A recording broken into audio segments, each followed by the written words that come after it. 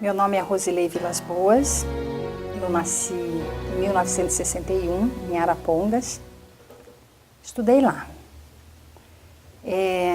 Foi lá que eu comecei a perceber que existiam algumas famílias que se apoderavam da cidade, mas eu não entendia direito por quê. A diretora do maior colégio era da mesma família que o dono do cartório, que era dono de fazendas, e, por incrível que pareça, eles eram praticamente donos da igreja da cidade, porque eles também rezavam lá. E isso sempre me despertou muita atenção, por que essa família tinha tanto domínio e por que uma outra turma era condenada, porque não rezava na mesma cartilha dessa família que detinha o poder econômico em Arapongas. Quem não detinha o poder econômico em Arapongas é o deputado Valdir Pugliese, era a Nite Jacon, o Pimpão, e eu fui compreender isso muitos anos depois, até porque pelas condições assim concretas, né? Eu era muito pequena e não tinha condições de entender o que se passava numa sociedade. Foi quando eu vim para Curitiba que eu comecei a perceber que havia uma política institucionalizada de terror, de licenciamento aos direitos, né? À liberdade, à imprensa e a liberdade de expressão. Foi quando eu vim para Curitiba, em 1977, e ainda muito menina, muito nova, mas comecei a conhecer algumas pessoas que eram ligadas a uns movimentos de protesto daquele período. Antes que você continue, a partir de 77, você gostaria de falar o nome dessa família? Da família Grassano? Não. Acho que não, minha família, sei lá, não sei.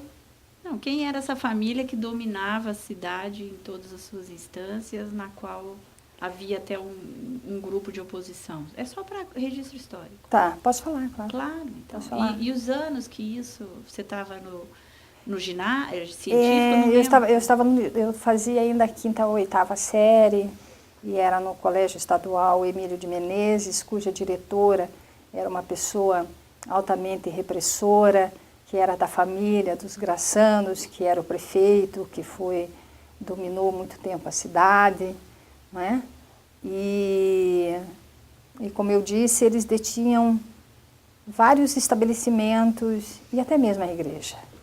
Até mesmo a matriz onde todo mundo ia rezar, ouviam as palavras do senhor Grassano. Então, durante a sua juventude, adolescência e juventude, você se deparou com essa realidade local? Me deparei com essa realidade e ficava questionando por que eles detinham tudo isso e por que havia um outro grupo que não era bem visto, né, pela elite de Arapongas. E eram os militantes na época do MDB. Continuando, né, eu vim em 77 para Curitiba, era ainda muito menina, tinha 15, 16, 17 anos por aí, e conheci várias pessoas e movimentos atuantes aqui na capital. Eu ingressei assim, de cara no movimento contra a caristia, que era um movimento assim, de cunho altamente popular, que reunia nesse movimento as mulheres, portanto, chamava para a organização as donas de casa, reunia a juventude, porque ela sofria com desemprego, com alto custo de vida, reunia os homens trabalhadores, porque afetava também o desemprego e o custo de vida dentro de casa. Esse movimento, para mim, foi muito interessante, justamente por seu caráter altamente popular e de reivindicações muito palpáveis, não é? Até eu perceber que, na verdade, era um movimento também de organização e de conscientização política. Ele lutava por uma sociedade mais justa, por um governo mais popular, não é? Pelo direito à moradia, ao emprego e pelo socialismo, enfim. Quem eram essas pessoas? Do movimento contra a carestia? Quem era? Éramos muitos. Era a Télia Negrão, era a Denise Camargo, que era professora de psicologia na Universidade Federal do Paraná. Tinha muitas pessoas, líderes nos bairros, como o senhor Antônio, da Vila Nossa Senhora das Graças, o Hélio Cagé, que é o nome que deve aparecer nesse projeto. Tínhamos, enfim, milhares de pessoas. Eu me lembro que nós conseguimos, numa ação nacional, fazer um abaixo-assinado com 1.300.000 assinaturas. Portanto, foi um movimento de grande mobilização popular. Ao mesmo tempo, eu participava também de movimentos da juventude nos bairros. Fiz parte junto com o PMDB Jovem, não é? Com a Juventude Democrática e Progressista, conhecida como a Judepro, que era um braço do Partido Comunista do Brasil, até então atuando dentro do PMDB Jovem, por conta da ilegalidade dos partidos de esquerda, né, comunistas, e outras organizações também. E a Judepro, ela tinha essa finalidade, né, de reunir a juventude comunista em todo o Brasil, de organizar a juventude operária, a juventude trabalhadora, enfim, de classe média, os secundaristas. Depois ela se tornou a União da Juventude Socialista. Ela não teve um período muito longo de vida, não. Ela imediatamente passou como União da Juventude Socialista, o JS, que funciona até hoje no Partido Comunista do Brasil. Nesse período, eu era muito menina e algumas coisas para mim era de uma novidade imensa e eu não conseguia ter ainda a compreensão política total dela, naturalmente. Eu tinha acabado de vir do interior. Você veio sozinha ou com a família? Eu vim com a família toda. Onde você estudava? No Colégio Camões. Eu vim para o Colégio Camões, que era na Rua 15.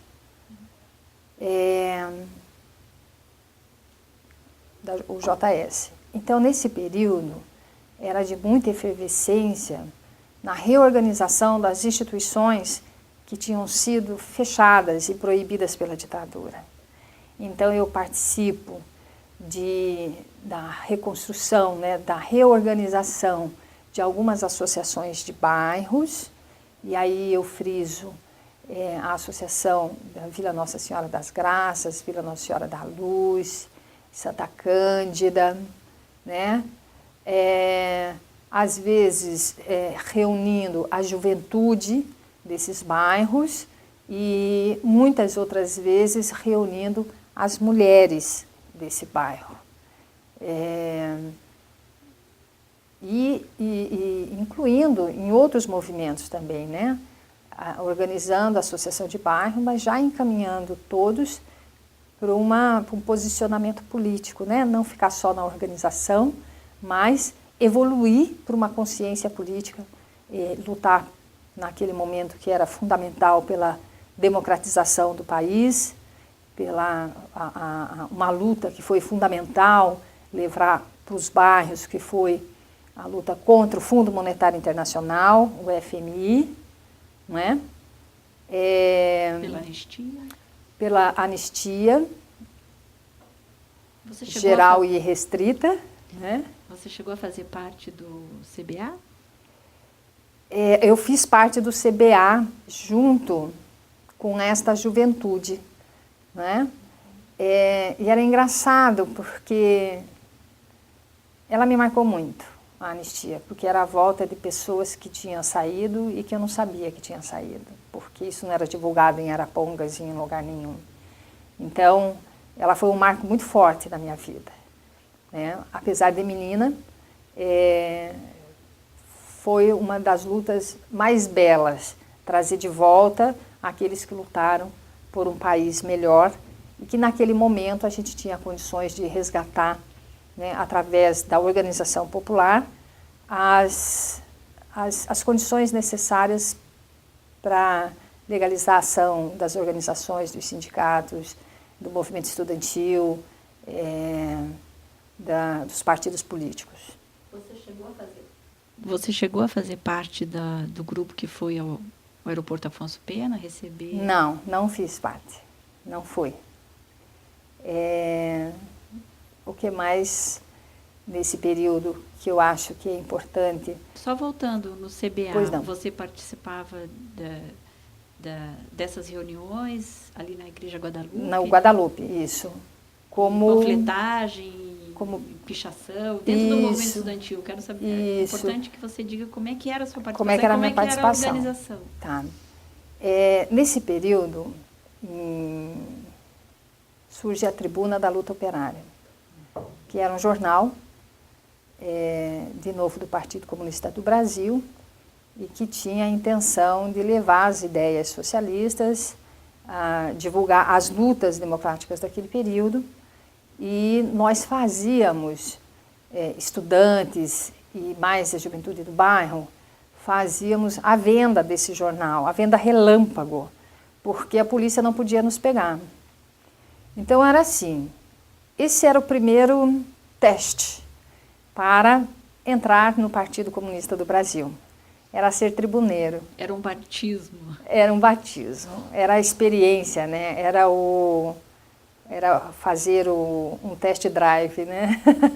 Ideológico. E a gente saía vender de madrugada nas fábricas, na fábrica da Trombini, na cidade industrial de Curitiba e nos bairros. Fazíamos na Rua 15 e nas principais praças, né, de Curitiba, como a Rui Barbosa, que por ali passavam muitos trabalhadores, e a orientação era uma venda relâmpago, tinha que ser muito rápido, e se a gente desconfiasse de um policial ou de alguma coisa, nós saímos correndo, recolhíamos o jornal e nos dispersávamos.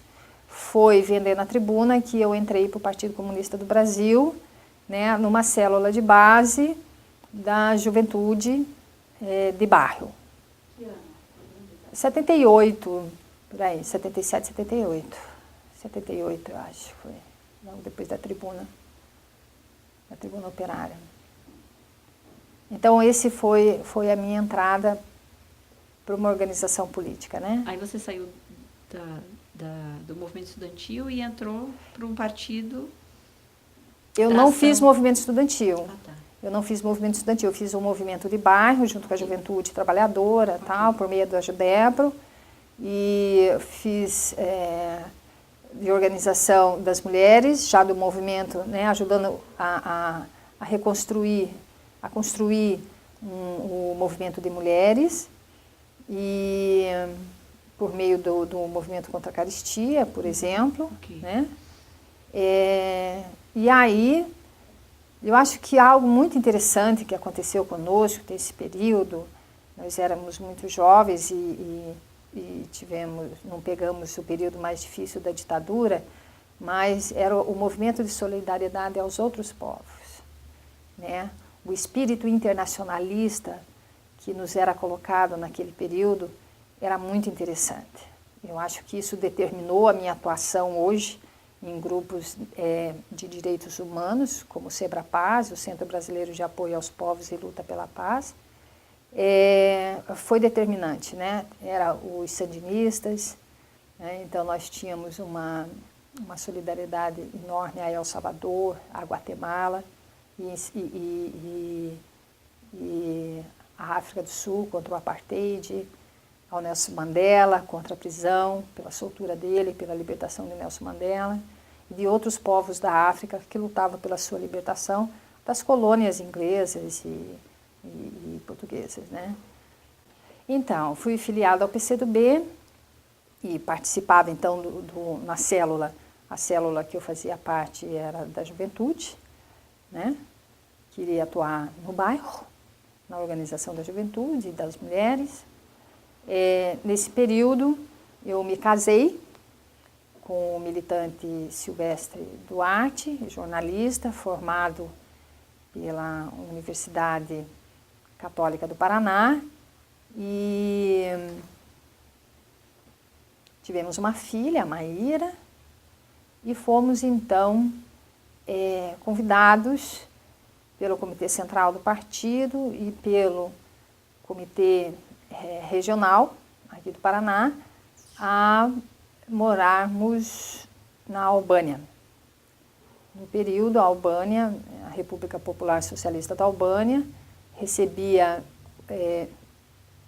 camaradas dos partidos irmãos de vários países do mundo, que lá iam para estudar a teoria marxista-leninista na Escola Superior de Marxismo-Leninismo, trabalhar na Rádio Tirana, uma programação diária com transmissão em língua portuguesa para o Brasil, denunciando a tortura, as prisões, a falta de liberdade, né, e a luta naquele momento pela democracia, pela eleição direta, enfim, que eram as lutas em pauta naquele momento. Em que ano você foi? Nós fomos no início de 1983 e voltamos em 1985. Você é formada em biblioteconomia?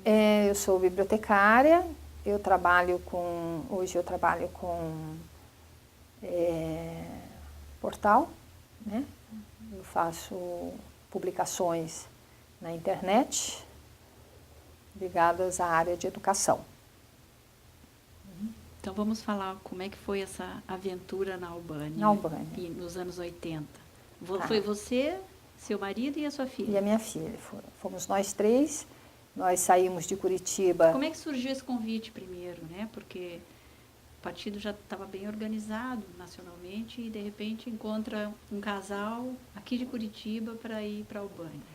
Na verdade, o Partido Comunista do Brasil, o PCdoB, ele mandava já há algumas décadas alguns militantes que iam para a Albânia para fazer esse trabalho na Rádio Tirana, né, de divulgação das atrocidades que aconteciam aqui, para viver numa sociedade socialista, né, interagindo com a população, interagindo com o trabalho, com o mundo do trabalho, no socialismo, com as instituições, enfim, experimentar, né? Era a praxis que a gente vivenciou lá. Nós fomos, então, não fomos só nós, foram vários casais que tiveram essa oportunidade de viver na Albânia por alguns anos, né? O convite chegou por meio do Comitê Regional, nos disse que tinha uma tarefa para nós internacionalista, era morar na Albânia, trabalhar lá. Queríamos, mas não poderíamos de forma alguma falar para nenhum dos camaradas e nem mesmo para a família aonde nós estávamos indo. Nós falamos para a família que nós estávamos indo para a França.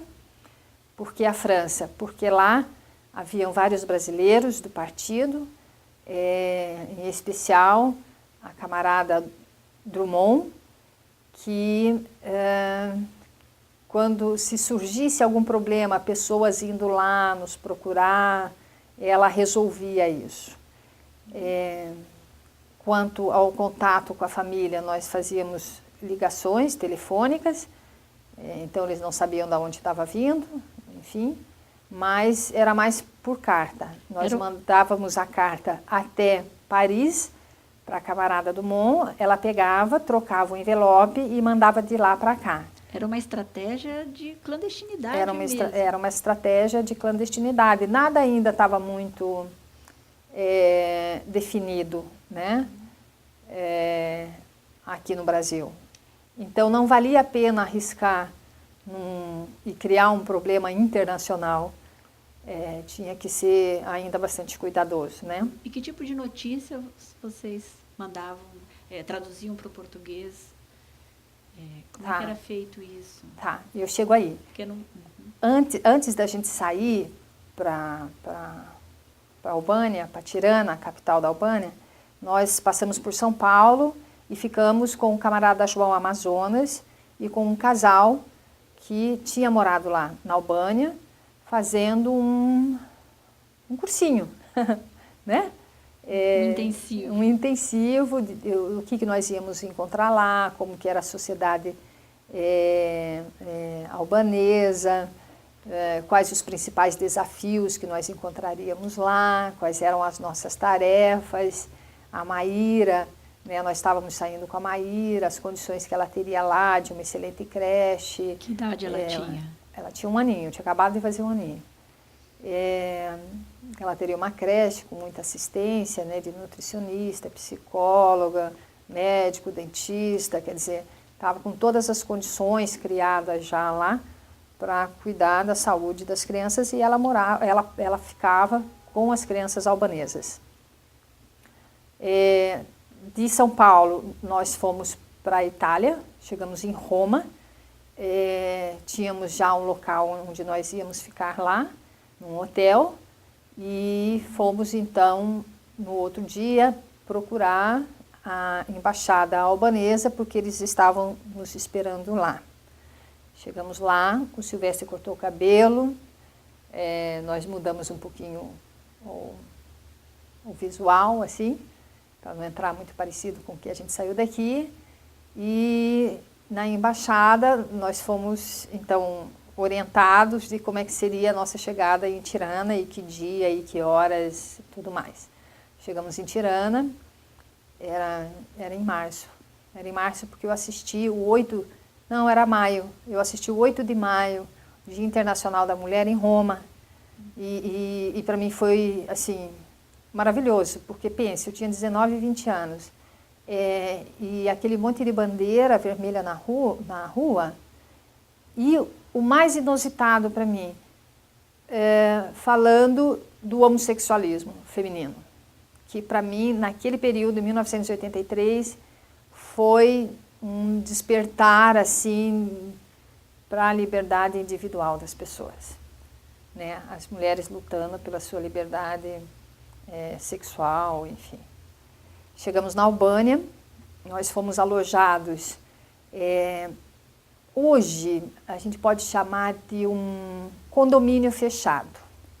Quando as forças invasoras, na Segunda Guerra Mundial, alemãs invadiram a Albânia, eles construíram o exército alemão e o exército também fascista italiano, mas o alemão construiu esse condomínio fechado, que eram casas de madeira, de 2 andares, bem o estilo europeu, né? Com budrum. O que é budrum? É aquela parte de baixo assim, da casa. Eu sei em albanês, não sei em português. Ó. Budrum, que é lá embaixo, onde guarda madeira. Porão. Um porão, que tinha um porão, e uma casa normal e mais um andar de cima. É nessa casa que todos os outros brasileiros que lá moraram, na Albânia, moraram nesta casa. Todos os brasileiros do Partido Comunista do Brasil que estiveram na Albânia moraram nesta casa. Então era a casa dos brasileiros lá. Esse condomínio que você Este condomínio, que tinha em torno de 8, 9 casas. Eu vou por ordem de lembrança aqui. Na primeira casa viviam os camaradas alemães do Partido Comunista da Alemanha. Tinha os camaradas da Espanha, do Partido Comunista Espanhol, os camaradas do Brasil, da Turquia, que sofreu uma repressão enorme naquele período, tinha os camaradas turcos, os camaradas portugueses, do Partido de Portugal, da Colômbia, do Partido da Colômbia, os comunistas da Colômbia, da Nova Zelândia, e havia um casal que era especialíssimos, pessoas assim realmente muito especiais, que morava lá, era o Mohamed, e não lembro o nome dela agora, mas eles tinham um filhinho, esse filho foi muito amigo da minha filha, eles choraram muito na despedida e nunca mais se viram até hoje, mas choraram muito quando a gente veio embora. Mas eles eram iranianos e os irmãos deles eram do Partido Comunista lá no Irã e foram decapitados e o corpo foi jogado para a família, no quintal da família. E eles eram estudantes na França, em Sorbonne, estavam sendo caçados e tiveram um abrigo na Albânia. Então moravam lá há bastante tempo e falavam bem já um português, porque eram muito amigos dos camaradas do PCdoB lá, e tinham aprendido a língua portuguesa e nos ajudavam muito nesse sentido.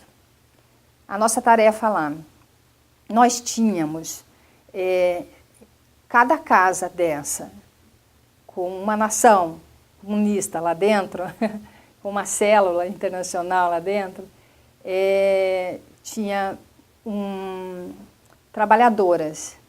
Então nós tínhamos a Salete, que preparava a limpeza da casa, roupa e alimentação, e tinha uma pessoa que dirigia esse trabalho na vila, que era a Maria, que era do Partido do Trabalho da Albânia, era dirigente comunista e servia para nós assim como uma lição enorme, porque não é fácil ser igual, porque não nos foi ensinado ser igual. É muito difícil a prática diária do ser igual. E a Salete e a Maria, elas ganhavam o mesmo salário que nós, que éramos intelectuais, que trabalhávamos na rádio, que cursávamos a Escola Superior de Marxismo, que quando éramos chamados para a editora de Tirana, iríamos trabalhar.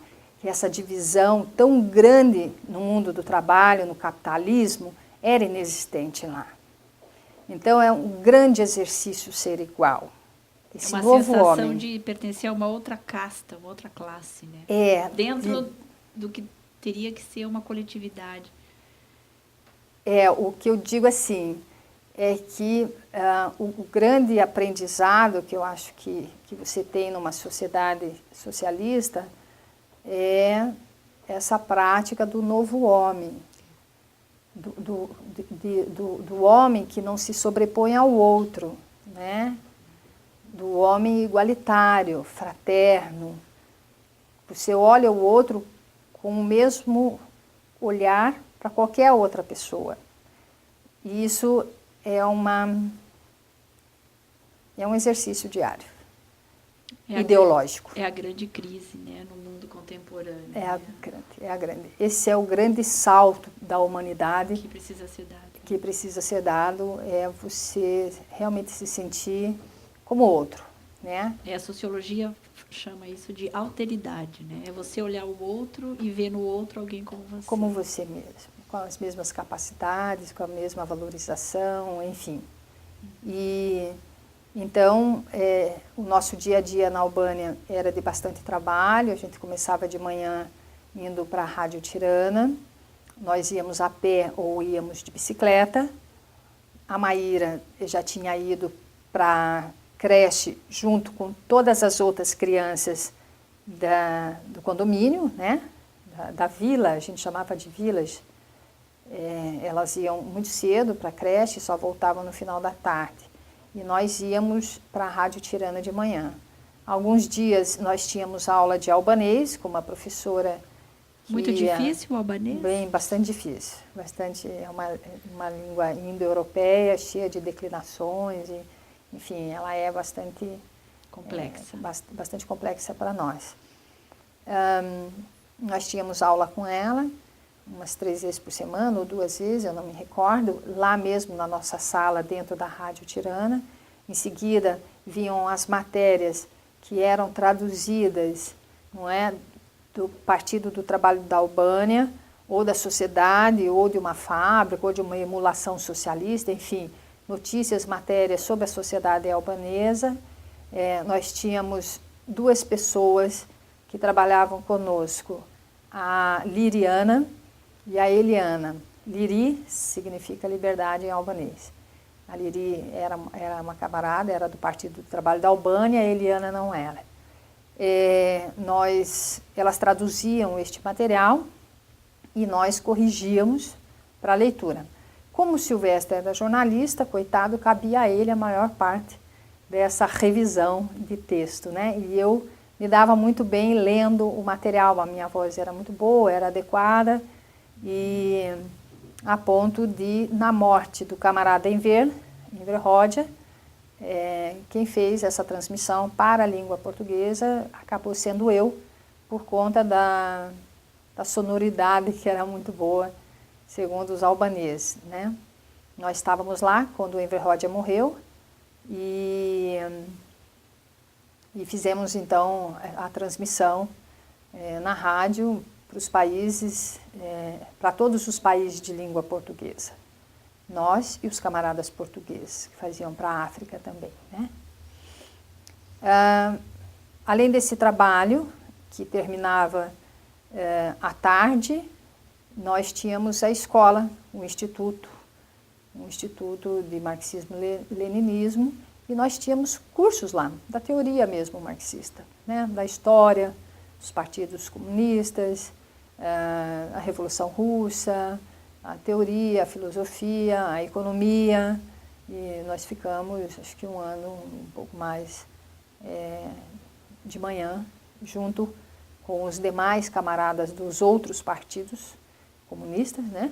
Fazíamos esse curso. À noite, a nossa tarefa era ouvir as rádios do Brasil. Então ficávamos numa tentativa assim enorme de conseguir sintonizar alguma rádio em língua portuguesa que nos transmitisse o que estava acontecendo no Brasil, para, a partir de uma análise, podermos escrever algum artigo e devolver para os camaradas que ouviam a Rádio Tirana uma notícia, uma orientação mais partidária do que estava acontecendo. Ouvíamos também a televisão italiana, a RAI. Que rádio do Brasil vocês conseguiam ouvir? Puxa vida, não vou me lembrar. A Rádio Guaíba, do Rio Grande. Olha, não me lembro. A B2 em Curitiba.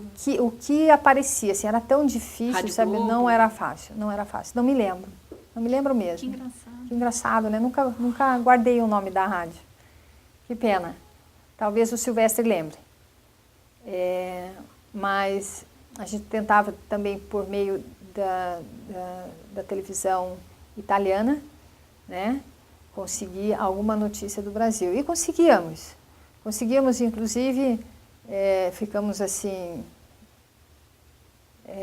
bastante surpresos quando nós soubemos que 2 camaradas do partido tinham na Avenida Marechal Deodoro, pela primeira vez, né, hasteado uma bandeira vermelha aqui em Curitiba. Os 2 tinham sido presos e tal. Isso foi dado na rádio, na televisão italiana, e a gente viu, e eram camaradas nossos que nós conhecíamos. Inclusive ele, o Barbosa, e a esposa dele, Matsuko, tinham ficado morando na nossa casa, na cidade industrial, naquele período em que estávamos fora. Também tínhamos muitos programas junto ao Comitê Central do Partido do Trabalho da Albânia, o PTA. Tinha alguns camaradas designados a nos acompanhar durante a nossa estadia lá, né? E nós tínhamos férias, como qualquer outro trabalhador, passávamos na praia junto com os outros camaradas dos partidos irmãos, e visitávamos as diferentes regiões do país, em especial a agricultura, as cooperativas agrícolas, ainda na mão de cooperados, e as cooperativas agrícolas na mão do Estado. Não é? Como todos sabem, a terra, numa luta popular, numa luta revolucionária, ela é privatizada com ressalvas aí, né, a essa privatização, mas você ganha o homem do campo para uma luta democrática e popular, e depois dá a terra para ele. É isso que nós fazemos aqui hoje, a divisão da terra, é isso que o movimento dos Sem Terra faz hoje. Ele dá uma propriedade privada para um pequeno agricultor, num nível de consciência maior, passar para uma coletividade, para as cooperativas agrícolas, então, e só depois passar para a mão do Estado, da onde a terra é de todos. Então, a gente ia para o campo e passávamos finais de semana vendo como que funcionava e estudando como é que isso era implantado, como era a política, né, agrária no Estado socialista. A mesma coisa nós fazíamos nas fábricas, para aprender como era a organização sindical dos trabalhadores nos diferentes ramos da economia, como eles se organizavam politicamente, como eles se organizavam para a produção e como eles viam a produção socialista. Também participávamos assim de passeios, vamos chamar de passeio porque era tão prazeroso que eram verdadeiros passeios mesmo, de organizações daí populares nos bairros, como é que funcionavam, né, as associações, como é que a população estava organizada no seu bairro, como que a escola estava preparada para receber todas as crianças do bairro, todos os nascimentos que iriam ter naquele bairro. Então, vamos imaginar, eu sou da fazendinha, né? Lá no comitê, na associação de bairro, no comitê revolucionário, ele acompanha o desenvolvimento de toda a população ali da fazendinha. Então, ela está organizada lá no posto de saúde. Eles sabem exatamente quantas para dar para as crianças vacinas, né? Esse posto de saúde tem que ter. Ele sabe o número de crianças que existem ali, quantas mulheres grávidas precisam. Então, todos esses dados eram passados para a escola sabia que daqui a 1 ano ou 2 anos ela iria receber um número X de criança, né? Que iria receber um número Y de jovens ali para entrar na universidade. Então, toda essa organização da sociedade a gente pôde vivenciar e foi extremamente rico. E funcionava? Uma nova forma de vida, ela é possível. E funcionava na prática? Veja bem, é claro que funcionava, porque não havia outra forma de organização, só havia essa. No entanto, havia dificuldade, sim, muita. Há muita dificuldade. Você não passa de um regime capitalista, ou no caso lá, que era uma sociedade quase feudal, né, inteiramente agrária, no campo, com um domínio de 500 anos das forças otomanas. Então, você não passa disso da noite para o dia e cria esse novo homem que Lenin fala. Não, isso leva muito tempo, é aquele exercício diário de fazer, né? Então, todas as dificuldades que a sociedade tinha lá, ela tinha por tarefa enfrentá-las, achar um novo caminho, discutir, né? Então ele não era abandonado e não existia assim. O bacana disso é que não tem um prefeito ou um governador que entra e sai e as coisas são desmanteladas, tudo que dá certo ou que dá errado. Não, é um projeto político.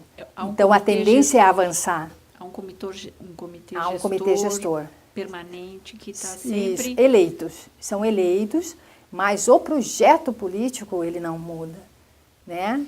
Então, isso que é interessante. As pessoas mudavam, tanto nas empresas, como no campo, como nos bairros. Eram feitas eleições periódicas, mas o projeto político não muda. E é isso, né? Porque o que acontece aqui no Brasil é que algumas coisas, alguns projetos super interessantes, mas aí o governo perdeu a eleição e ele não é levado mais à frente porque era do outro. Essa é uma experiência, eu sempre cito o exemplo do TSE, Tribunal Superior Eleitoral, que a cada 2 anos tem um presidente. Mas eles têm uma política, né? A gente saiu do voto do papel e chegamos hoje na urna eletrônica, mesmo a cada 2 anos, tendo um presidente. Quer dizer, você tendo uma estratégia de planejamento, é possível mesmo no caos. É possível. Que a gente vive. É possível. É um exemplo interessante de que é possível, inclusive dentro das instituições brasileiras, você adotar esse modelo de gestão. Né? Sem dúvida. Bom, aí depois dessa experiência em loco, sentindo nós voltamos. As dificuldades, vocês voltaram em 85. Nós voltamos. E aí o choque de realidade? Foi muito grande. Foi muito grande porque, para você ter uma ideia, quando nós saímos do Brasil, a prestação da nossa casa era X. Quando nós voltamos, este X era o preço da cerveja. Então, era muito grande, né? A gente foi e voltou e virou uma cerveja o tamanho da prestação que era de quando a gente saiu. Nós voltamos desempregados, mas tínhamos condições plenas, né, de nos inserir novamente. Voltamos para o partido,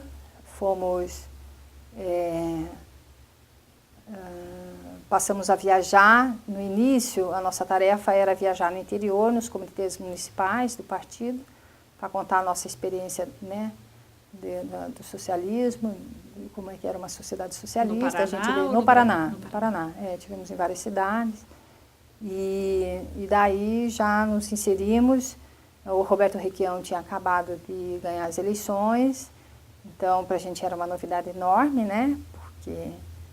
E para nossa surpresa, quando nós saímos daqui de Curitiba, o dirigente estadual era o jornalista Fábio Campana. Quando nós voltamos, ele era secretário de comunicação de um governo, né, de uma instituição, enfim, que era uma grande novidade, porque até então nós estávamos todos, né, completamente à parte das instituições dirigentes do país, né? E voltamos para a luta política. Hoje eu faço parte do SEBRAPAZ, que é o Centro Brasileiro de Apoio aos Povos em Guerra e a Luta pela Paz, instituição que luta pela autonomia dos povos, né? E como o próprio nome diz, contra a guerra. Da Associação José Marti, Associação Cultural José Marti, que está organizada em todo o Brasil, que tem por objetivo a disseminação da sociedade cubana, da experiência cubana e principalmente da defesa e autonomia da sociedade e da política cubana, que preocupa tanto os Estados Unidos, aquela ilha, né? Até hoje, eles têm a política de boicote a um país tão pequeno, mas que os incomoda muito, porque são livres, né? Porque são autônomos, né? Acho que é isso. Você chegou a participar do governo Requião, você, o Silvestre? Como é que vocês retomaram a vida profissional? Tá. Eu tinha saído daqui,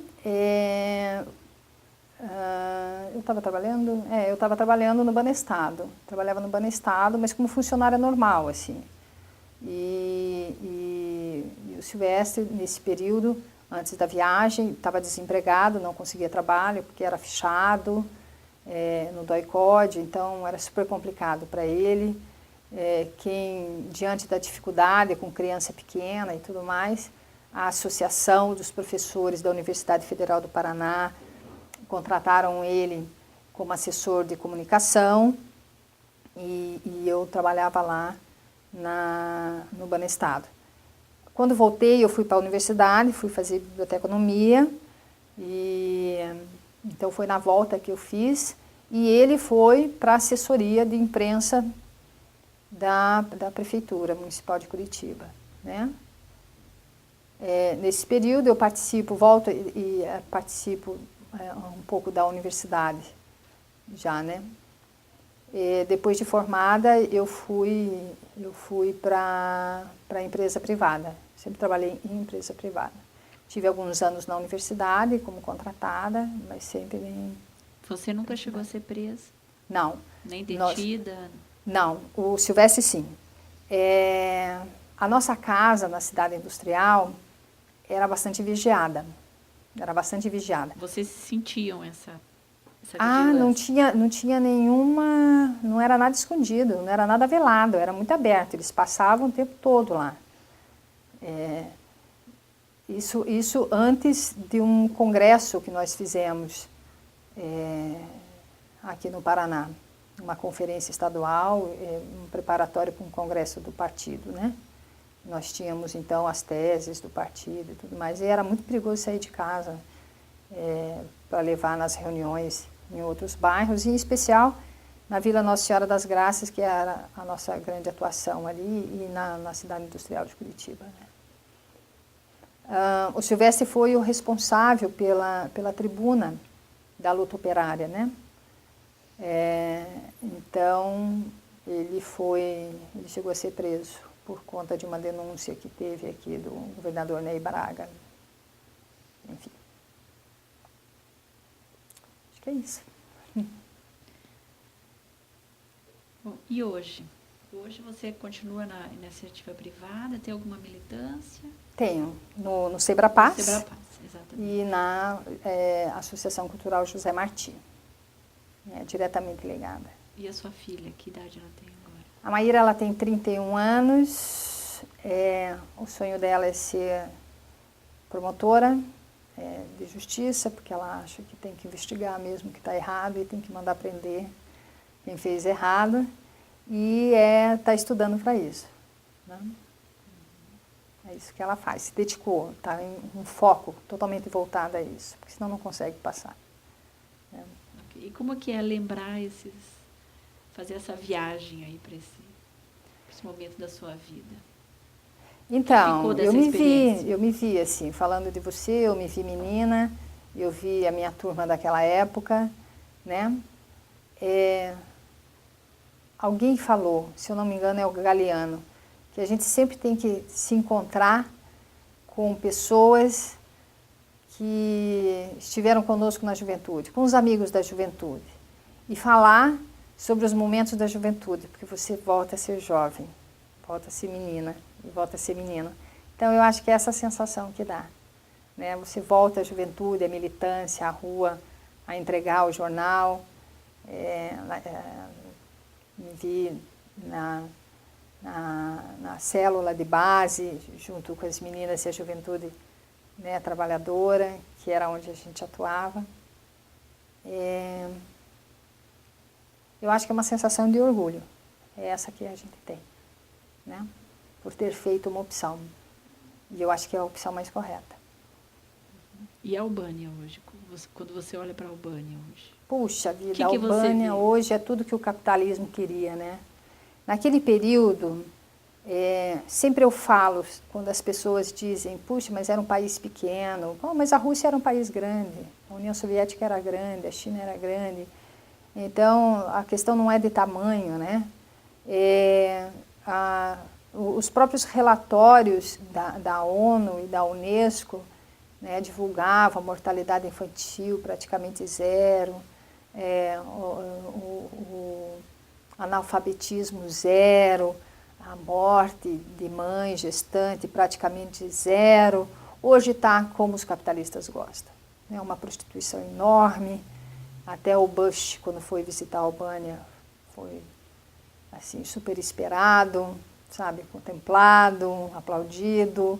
Então está como o capitalismo gosta, com bastante morte, com analfabetismo, com todas as pragas que é próprio dele.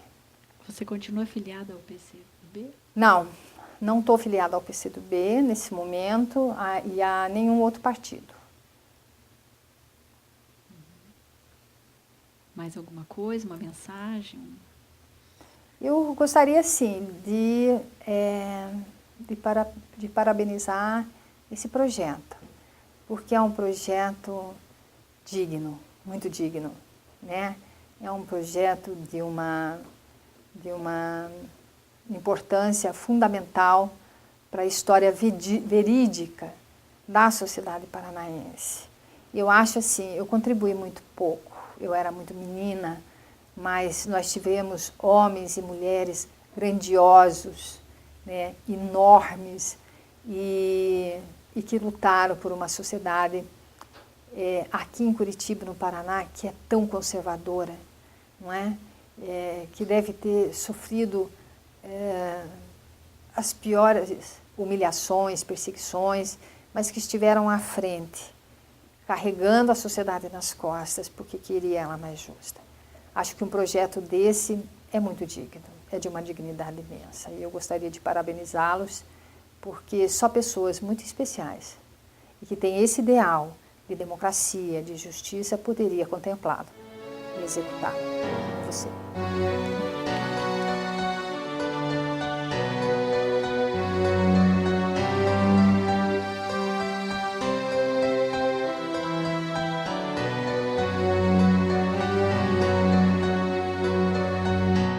Ouça bem esta canção, ela fala pra você. Ela fala de um tempo que ninguém pode esquecer, de um tempo em que alguns homens impuseram a tirania, muitos outros responderam com a sua rebeldia. Os tiranos implantaram longa noite de terror, tentaram calar a todos, provocando muita dor.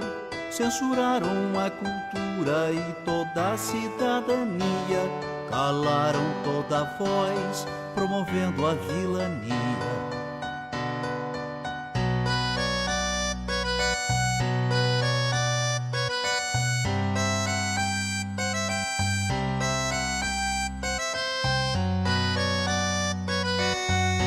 Pelas fábricas, escolas, nas ruas e construções, reagiu o nosso povo à violência dos grilhões. Resistiram estudantes, camponeses e operários, foram homens e mulheres a enfrentar os sanguinários. 3 reis, Zé e Désio, Seixas, Isis, Marighella, entregaram suas vidas pra vida ficar mais bela.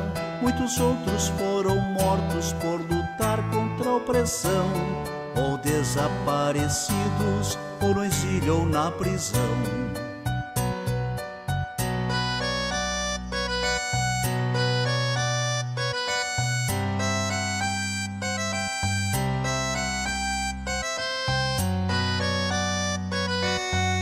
Com a luta desses homens derrotou-se o opressor. Muito sangue derramado, muita lágrima e suor. Quem tem medo de retorno não se sinta equivocado. O terror que foi um dia poderá voltar dobrado. A mesma vigilância de quem ama a liberdade poderá impedir que volte o império da maldade. Mas a luta continua por justiça e pelo pão, pela reforma agrária, por saúde e educação.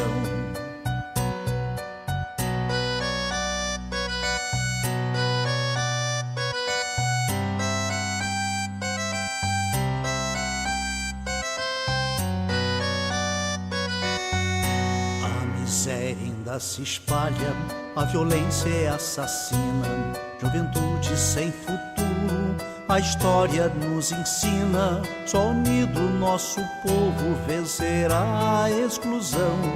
Um homem tendo por outro sentimento de união, o recado já está dado pro vizinho e seu irmão.